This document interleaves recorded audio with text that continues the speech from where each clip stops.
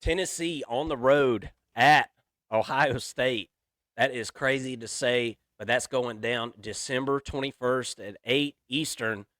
Ohio State is currently a 7.5 point favorite. I see the over under on the screen there is set to a low 46.5, which is not surprising considering the high standard of defense that will be displayed on the field there in the two for this one. Uh, Welcome to the 12 team college football playoff. I mean, this is just going to be absolutely outstanding.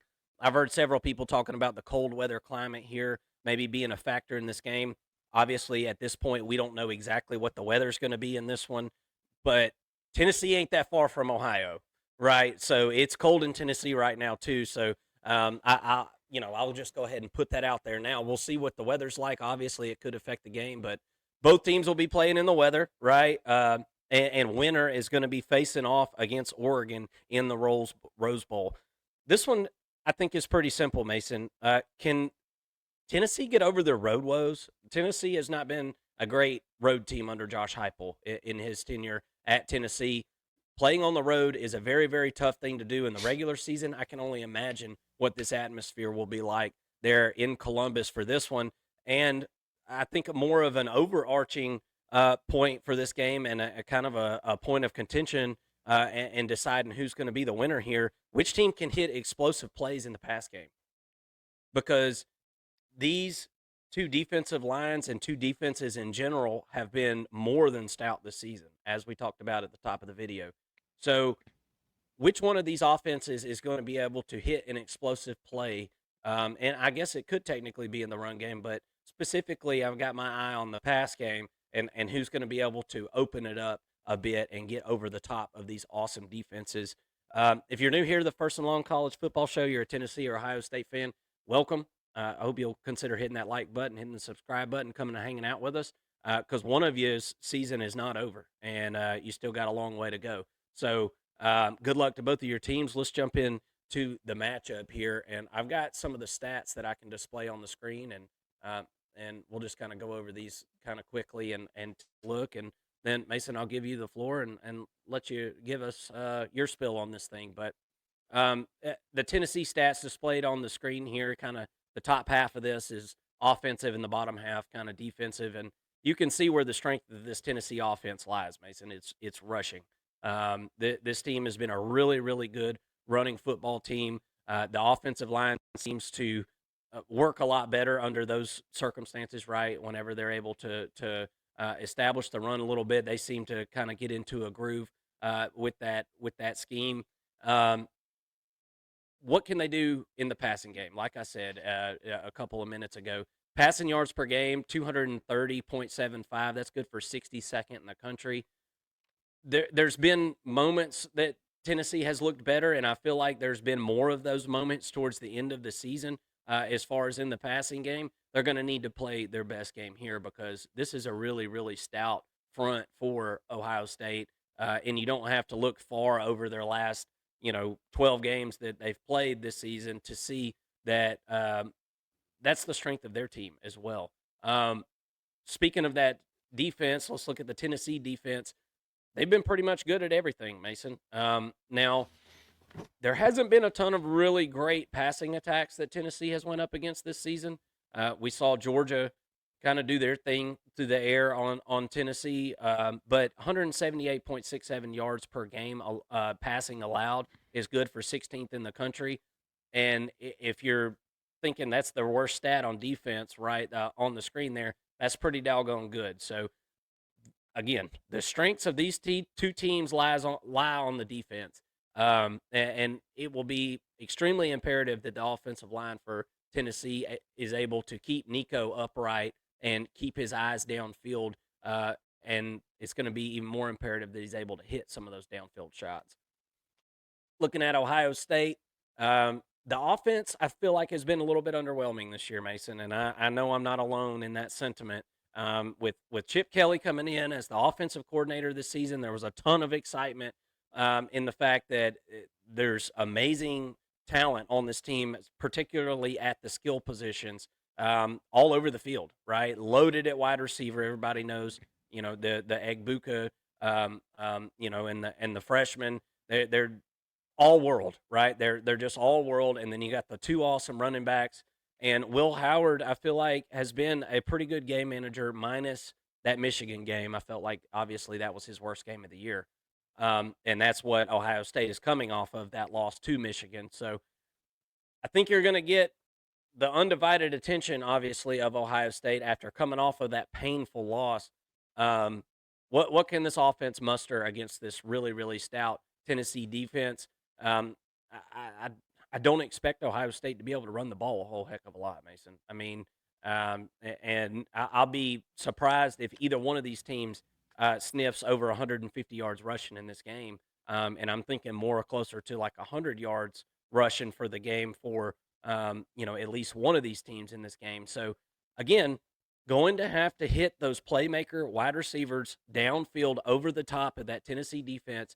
Got to figure out a way to keep the linebackers and the pass rush off of Will Howard and let him make his second and third and possibly fourth reads looking down the field against this Tennessee defense. With all that being said, I'm interested to see what you have to say about this one, because this matchup, Ohio State's a big favorite here, Mason. And if you look statistically, they don't have an edge statistically, really, if you sit and look at it. So where is that edge that Vegas is inferring with this big line here over a touchdown in this game? And what are your thoughts on it?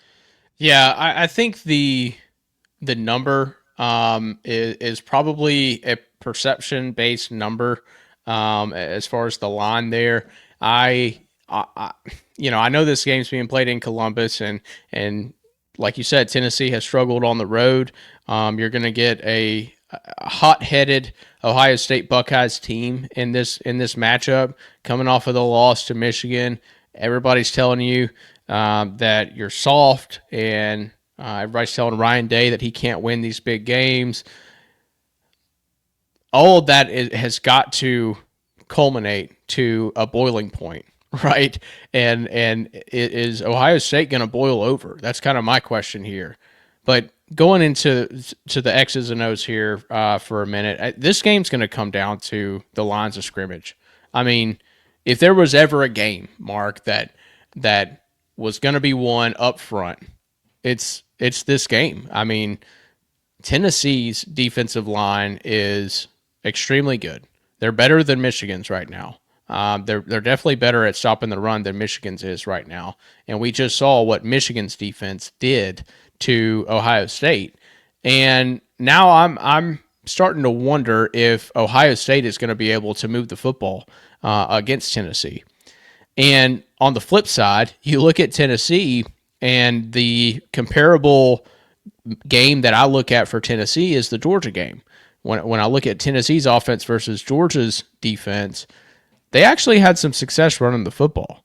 Dylan Sampson was averaging over 5 yards per carry, ended up with 19 carries for over 100 yards in that football game. And I think Ohio State's defense is a little bit better. I think their defensive line is probably a good bit better than Georgia's when it comes to rush defense.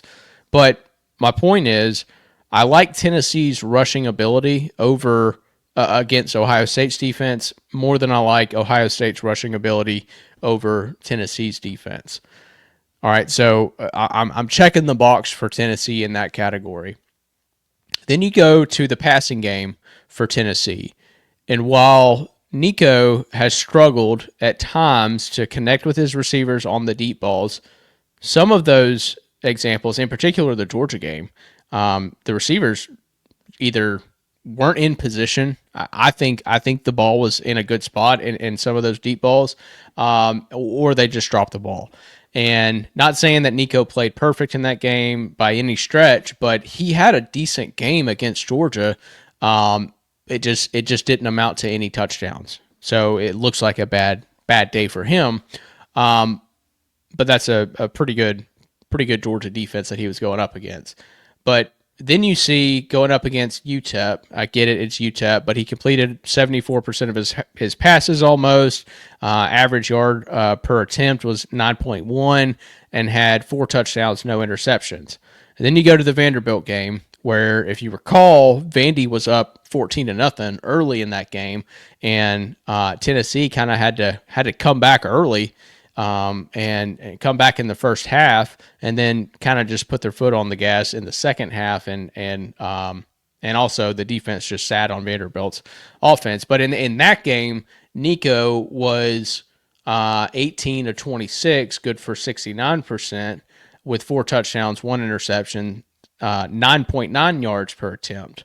And in the Georgia game, he was 5.1. So I say all that to say, I think that Nico has gotten better here in the past few weeks at connecting on the deep shots and driving the ball down the field. He looks a little bit more poised, and I think that he's starting to build that confidence through these kind of lesser opponents and these lesser matchups, to where now I feel pretty comfortable saying that Nico should be able to connect on some plays at least. And I'm not saying 5 or 6. I'm saying like 2 or 3 plays, probably 2 if I'm being honest. 2 chunk plays could be the difference in this football game, because I don't think that either team is going to have a ton of success on the ground.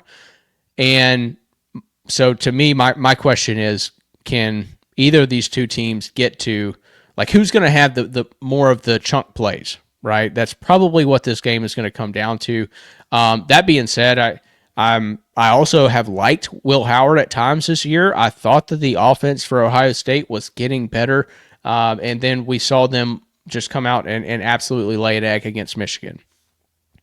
If I'm going to chalk this up to that was a rivalry game, it's just because it was Michigan. It's just because it was the team up north, and we're just going to cast that stat out and just pretend it didn't happen. Then if we do that, then I like Ohio State in this game. However, it's still fresh on my mind here, and I saw some things that I really didn't like. I saw some struggles on the offense in particular, and to me, I don't know if you can rectify those losses just because you're in a more emotional game and in a more meaningful game. Um, I'm leaning Tennessee right now, Mark, and I think that my preview probably hinted at that. But to me, I definitely like Tennessee to cover. I don't know if they win, but right now, my lean is telling me that Tennessee's going to have a more effective ground game, and we'll come back, folks. We'll be doing another preview, a full preview before this game is played. So I haven't quite made my mind up yet, but I'm looking at Tennessee thinking that they're the more physical team at the moment, and in these big matchups with powerful programs, the team that is more physical tends to win. Right now, to me, it's Tennessee, but I think that you could make a case for Ohio State too. It's one of the best matchups in the entire playoffs that we're going to see. I absolutely cannot wait for this one. Yeah, me neither. This is one of the ones. I mean, I'm excited about all of them, but I'd be lying if I wasn't a little more excited about this one. Tennessee's a team that we've watched real closely this year. Obviously, we both live in Georgia. We're just right across the state line there. And we pay pretty close attention to Tennessee, and everybody that's a college football fan, you have no choice but to pay attention to Ohio State. They're in these discussions every single year, and here they are in the playoff after that loss that you talked about against Michigan. And I'm with you, Mason. I can't get that loss out of my head, and I also can't get out of my head the fact that I've seen this offense for Ohio State come to grinding halts throughout multiple points of this season, and um, you know. Was it an anomaly that Will Howard got in the red zone a couple of times against Michigan and threw interceptions? I mean, I guess it is. We'll see. We're going to see. This one's going to be at home at the very same place that you just lost that game. So, what is the crowd like in this one? I'm interested in that one as well. There was a lot of boo birds out last time the Buckeyes were on the field there at the shoe. So, what is will the fans have the patience throughout this game to stay in it, right? Whenever Tennessee is inevitably going to cause some three and outs and things like that. So I think I'm with you. I really like the upside of this Ohio State defense, and one way that I do see that Ohio State could win this game and cover the spread is by getting turnovers. Nico is going to be put in situations that are going to be a bit uncomfortable, and he's going to have to improvise, and he's going to have to execute in those moments, and that goes for Will Howard as well. So whichever one of these quarterbacks can execute at a higher level, they're probably going to be able to push their team over the other in what I think is going to be a low scoring game here. I would, you know, with the over under set at 46.5, I'm interested to see where the public's money is going to come in on that. I would consider the under in that one just because I think this is going to be such a low scoring game. But we'll keep an eye on that as we get closer. I'm leaning Tennessee plus 7.5. I think Ohio State has got a clear path to win this game, but I think Tennessee has got a shot in this one for sure. We're going to revisit it as we get closer. We're currently about 9 days out from that one, so we'll be back on here in a few days to reconsider that and see if our minds have been changed any.